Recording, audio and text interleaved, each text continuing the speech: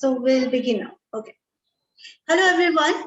I'm Smriti Mishra and I welcome you all on FitCon, an initiative from FitGenix.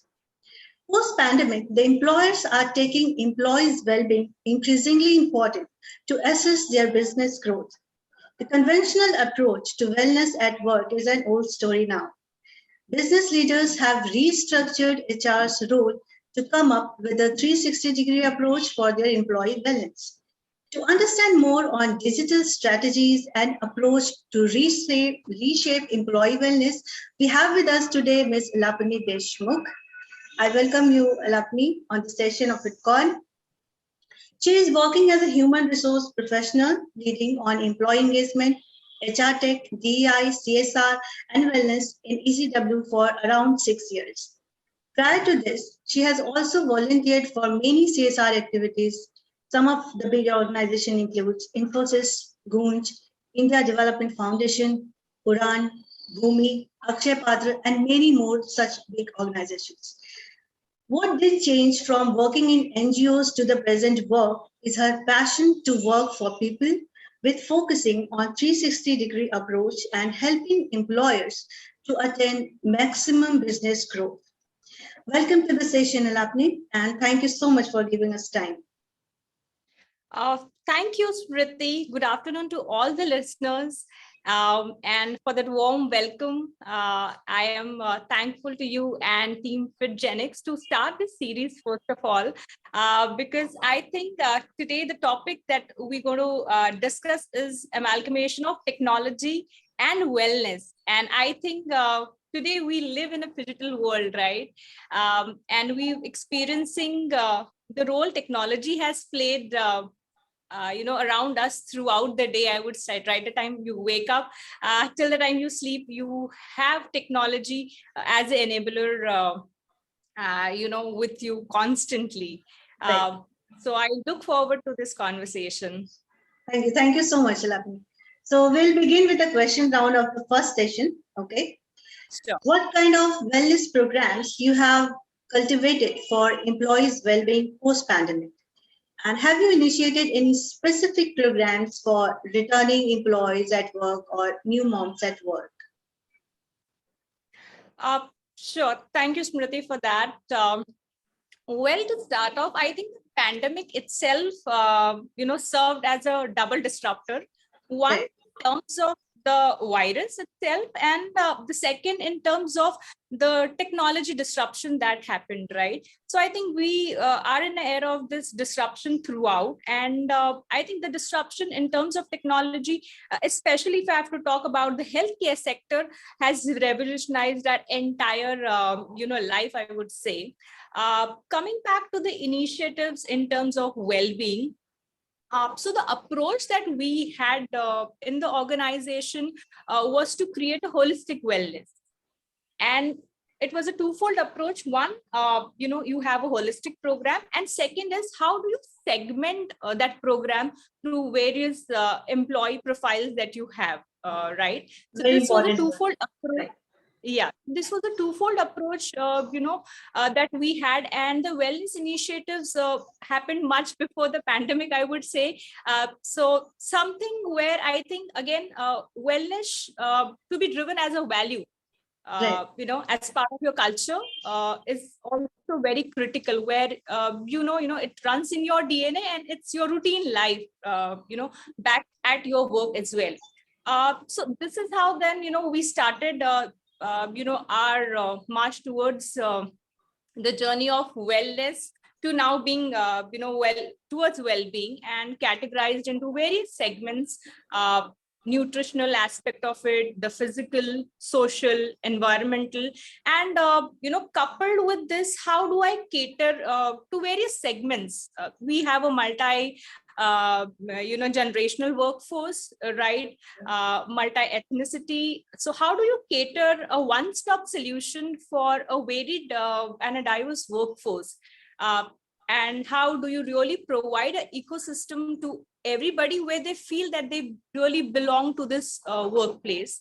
Right. So just to, few of the initiatives, like, we started with naming those days, like, the Monday starts with humor. So we had a segment called as Mazedar Monday.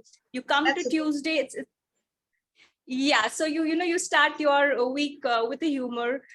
You go back and you go to the next day. We had something called as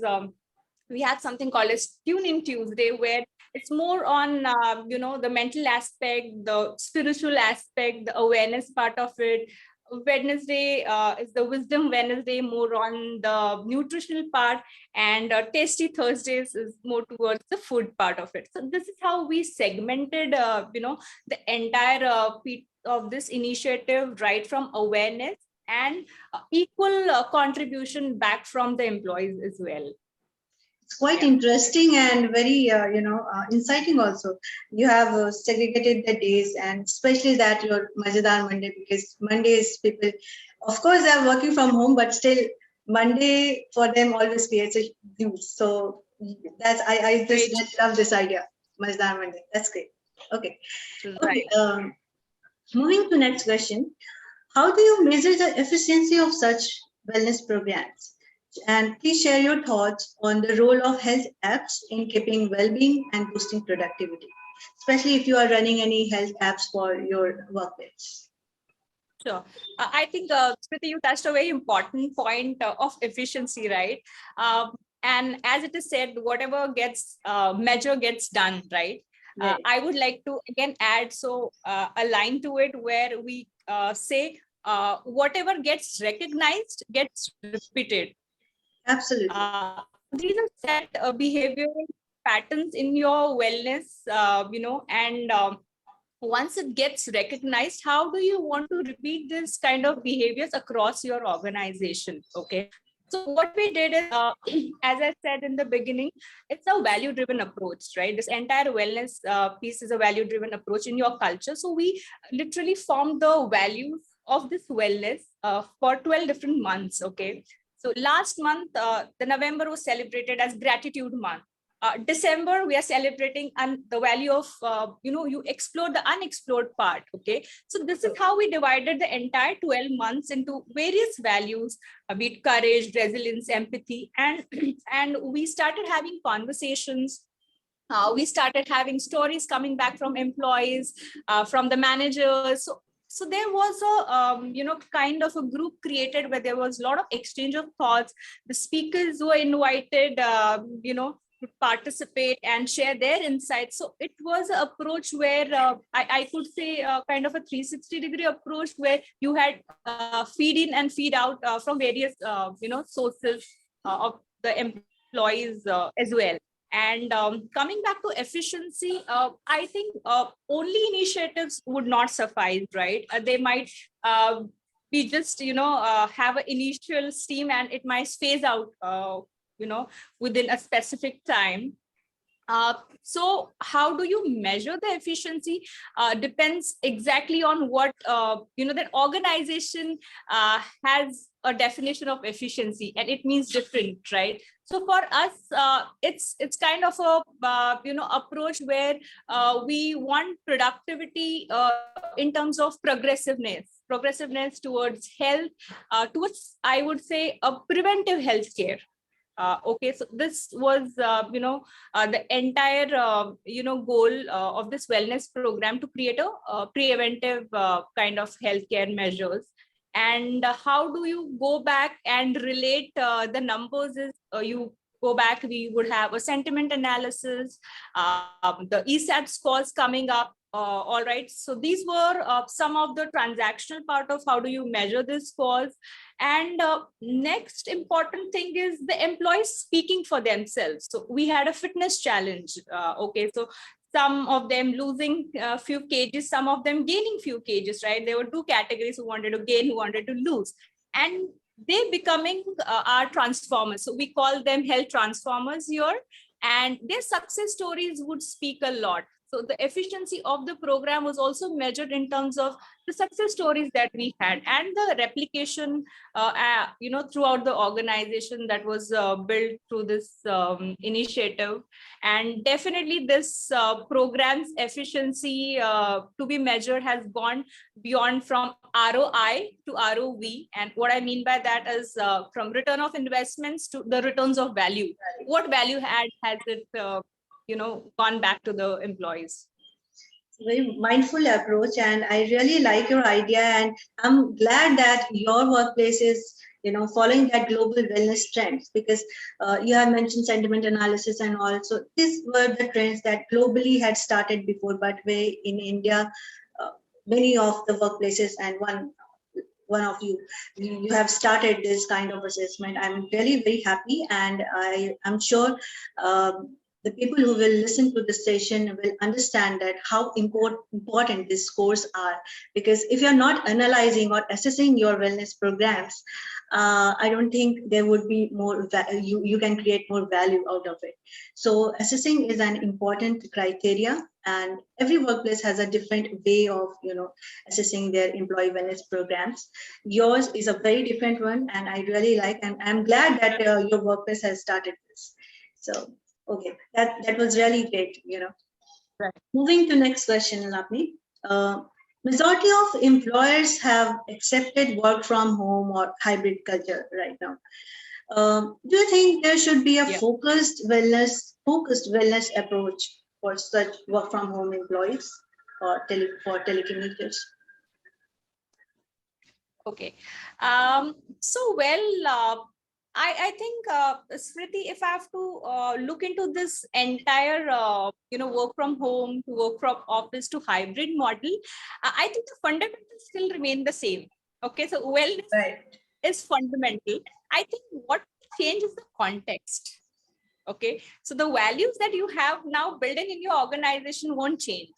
Okay, the context will change because obviously some of them are working from office, right? So their wellness programs would differ a little, whereas people who are working from home, their wellness strategies would differ.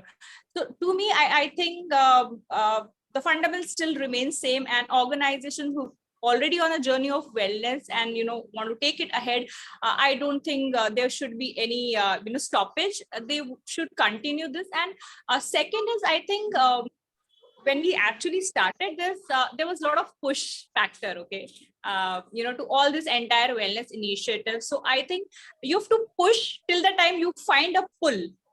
And once you find that pull, then the growth is very organic, because they see the success stories from coming from their peers, from the managers, right? So you find those success stories within your organization, and then it's unstoppable. You want to be in that place. You want to look healthy. You want to be healthy. You want to be mentally fit as well, right? So certain things, that organization can look in both the models, I would say, be it hybrid or work from, home.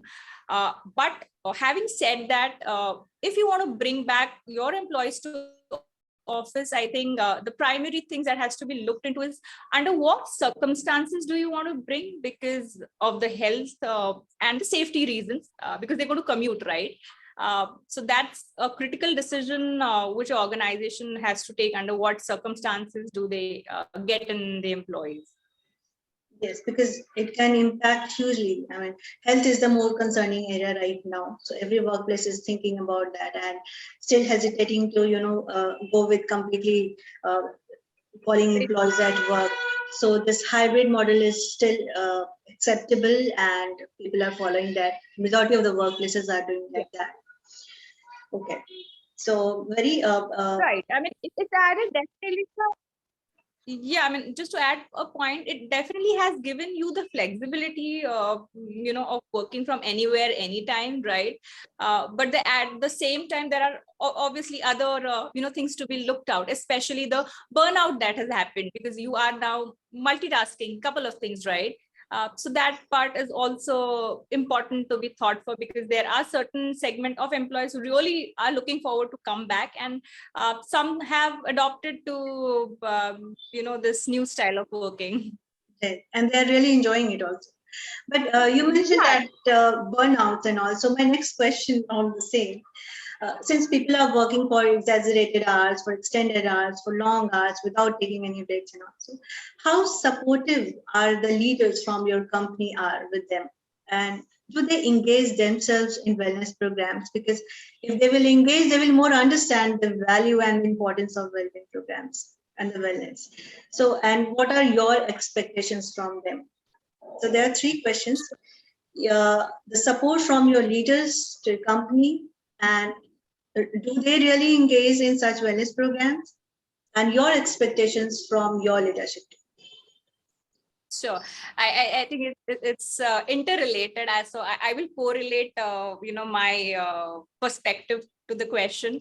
One is, are your leaders supportive? To a great extent, it's yes. Yeah, I mean, I would say it leading from front. I think the leaders in our organization has led this cause to a core. Okay, so they have led by example, I would say. So when we started initially the fitness challenges, so we would see, the top line leadership participating in it, and then you get inspired, motivated, and you look forward to do those things, right? And I would say I didn't stop there. You have to also sustain, right? So that's not just one day that you run or you do push-ups, put your pictures and you are there. Agree. Yes, It yes. Yeah. So it has to be sustained, and when they and definitely there was a buy-in from leadership. It was a top-down approach, definitely, and because it was well perceived by the leadership, it percolated down very well, is what I would say. And even if I now look into this entire project of wellness, I can see there are examples right at the bottom of the pyramid also. So there are people who are inspiring through various pyramids, right? Now you have that growth coming up, sprouting across your organization. So you just don't have to now look up to your leadership, but you have heroes right in your teams, Yes. or right And their stories there. must be told. Yes. True. I mean, we've seen stories where not just in terms of the number of kgs that you lose or you've added, but how you have reversed certain lifestyle elements as well. So there were wonderful cases, and people also went off certain medications. So just with simple diet and exercises which were suggested by the expert, people have recovered, and they've seen that change, and they are promoting that change. They are also a leader for us now. Right, because their journey Yeah. of transformation is very important. There's a lot to learn from their journey, how they reshape their body or how they transform their body. They must have gone through some very challenging steps, and also their journey is very crucial, and that is why Right. sharing such Right. stories is very important Right. at the workplaces. So okay. My Right. last question of the session to you is, what kind of example you are setting for your team to boost their well-being, and what kind of challenges or constant do you have or do you feel like while executing such well-being programs for employees? Sure. So I think to set, the well-being for your team, I think for me, the foremost thing is how do you create that, psychological safety for them to come and at least speak, right? Well-being is a state of mind. And for them, I think for me, that's very primarily important, because when you give that space where they can come speak to you without hesitation, I think that makes a difference. And when they start speaking is when you can listen more, act more, so creating that Right. psychological safety and an ecosystem where you are heard, and you are heard through various forums, right? As I said, there are analysis, there are surveys that go. We also have something called as one-on-one connect, where the leaders meet the executives on every month, and also from the HR angle, a lot of these connections, connected calls, and we gather information via it. I think once you know that, you are in a safe space to open up, I think, you express your vulnerabilities also. And then obviously there are solutions that could be looked out, whether be it your mental well-being or physical well-being. And what we've gone and done is also we've tied up with certain partners. Especially during pandemic, we've seen the financial assistance that was required. So we went ahead, we partnered with a couple of, fintech companies where, it was an easy assistance for employees to, take the financial help, right? Just at a click of a button, things were sorted. So we went beyond this as well. And when it also came to the social well-being, a lot of volunteering programs we did, right, sitting back at home. For example, we recorded few of the educational, programs, like, for example, for few of the blind folks, the 8th and 9th standard, courses were recorded by our folks. And it was a very pleasure drive, I would say, because, employees also went back to their school days. They literally recorded. Okay. And yeah, and then that is how, our social well-being was also taken in consideration, even if we could not go back and step out due to the pandemic. So I think that also plays a important role. So having these collective programs and then letting people opt for, like, what is my wellness quotient? Like, probably I might be, having my wellness quotient derived from meditation or through a art therapy, or it might be the physical activities that I do. So it depends on the context as well, and the person. So you have a plethora of options. As an employee, you go back and customize. So I think hyper personalization is the key when you have to drive these kind of programs. One size doesn't fit all, right? Great. Yeah. So Totally hyper agree. personalization. Yeah. And I'm so glad that you as a team is focusing on every aspects of wellness: physical, mental, social, financial, and uh, emotional well-being. So these are the factors that employees understand. Everyone understand, but how to involve in them. So here comes your role: make them involved in it.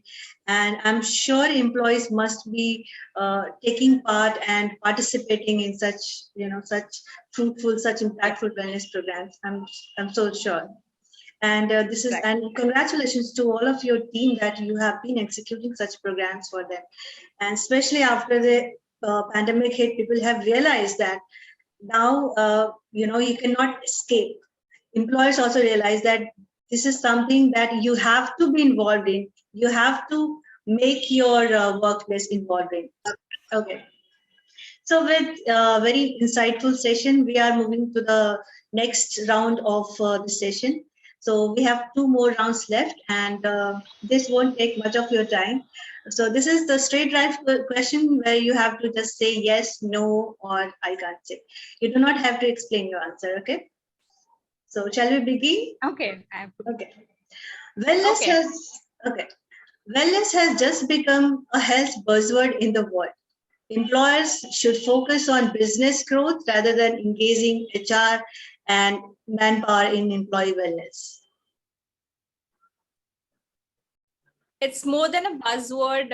It is a lifestyle. It is a value to be added in your organization DNA. Okay, so you're saying yes. No, you are saying no. So I'm I just think no.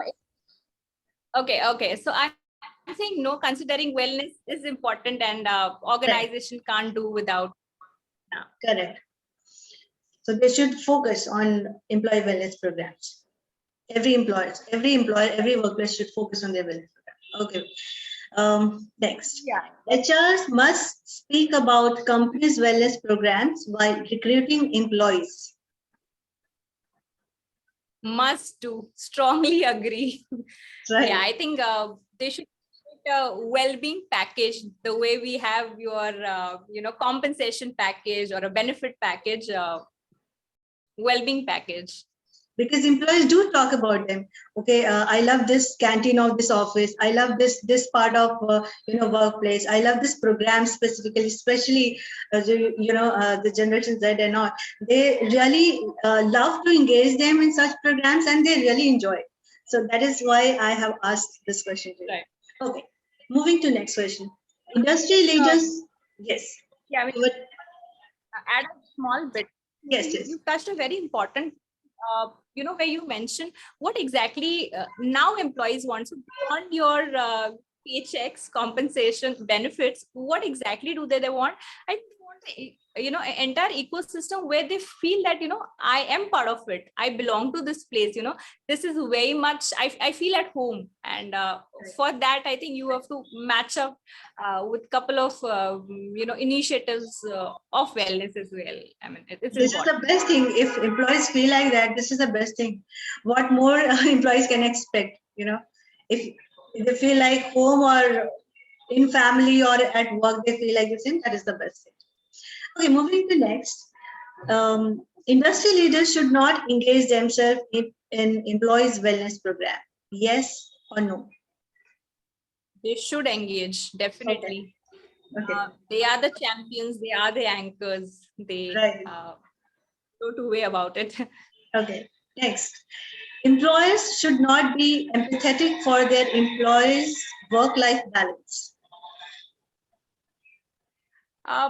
I think uh, empathy should be at core because only when you listen is when you could respond better. And when it comes to integration, I think I would add still beyond that, how do they help in integration of work and life, rather than just balancing it. And empathy plays a very central part to it, because when you understand what are your needs back at home and what are your needs back at work, um, it makes a difference in your work style. Right. So you are saying that yes, employers should be empathetic for their employees' Right. work-life balance. Okay. Technology can add value to present work culture.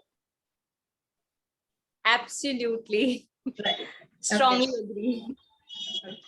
So moving to the last section of the session, this is a rapid fire round. Okay. And you have to just pick anyone. Okay. I will give two Okay. words or two terms. You have to just pick anyone. Creation or execution? Come again, Smriti, sorry. Creation or execution? Uh, Co-creation with execution. Okay. Inspiration or motivation? Inspiration, because inspiration is forever, motivation as a shorter life, I would say. Empathy or sympathy? Empathetic approach with mindfulness. Okay. Resilience or recover? Recover with resilience. Okay. Passion or compassion? I think the other word already has passion. So a compassionate is what is required, because we also know it's not always the survival of the fittest, but survival of the kindest. Okay. As well. And Compassion. that's great. Okay. Now I'll give you a term, a word, and you have to just say whatever you think first. Do not explain your answer, just say whatever you think. Technology and wellness. Enabler, a game changer. Great. Digital apps. Way of life. Okay. Employers' empathy for employees. Should be very, very high. Employees' healthy behavior. Leads to healthy company and prosperous profits. Great. HR role in wellness. Multiplier and being an alchemist, I would say. Oh, that's super. That's super. Okay. So with this, we are ending this session, and thank you so much for your time and sharing all those, programs, and then all about assessment, analysis, and the steps that you have shared with us, and all about. And it was really very insightful, and I'm very happy that your workplace has come up with very innovative ideas. So thank you Sure. so much for your session. And for listeners, I would say the best approach to wellness is to adopt a result oriented mindset. And strategy should be to design a comprehensive wellness program for employees that could focus on every aspect of wellness. Like one of the example that you have, I have just given to you, like how Alapinee and her team has been doing that. So with this, we're ending the session. Thank you so much for your time. It was really very insightful. Thank you, and all of you who are participating right now, or those who will be listening it later, everyone, I should say thank you for joining us, and please join us for if you want to speak about such insightful story at your workplace, or if you want to understand more about workplace wellness programs, or if you need any suggestion, you can also reach out to Lapni. I'm sure she will definitely help you, because many of the HRs are really they're thinking to execute, but they haven't started with, so they have some confusion, some doubt how to start with or not. So I'm sure if they can reach out to you, you would help them. Absolutely. And Smriti, thank you so much for taking this initiative to start these kind of conversation. It's really progressive, and keep it up. More energy to you to conduct such sessions. And I wish all the listeners in advance wealthy 2020 too. That's great. Thank you once again. And I'm looking forward to having you again for panel discussion. Lovely. Very soon we will be conducting that, and I'm looking forward once again. Thank you so much for your time. Thank you. Thank you. Take care. Bye-bye. Bye.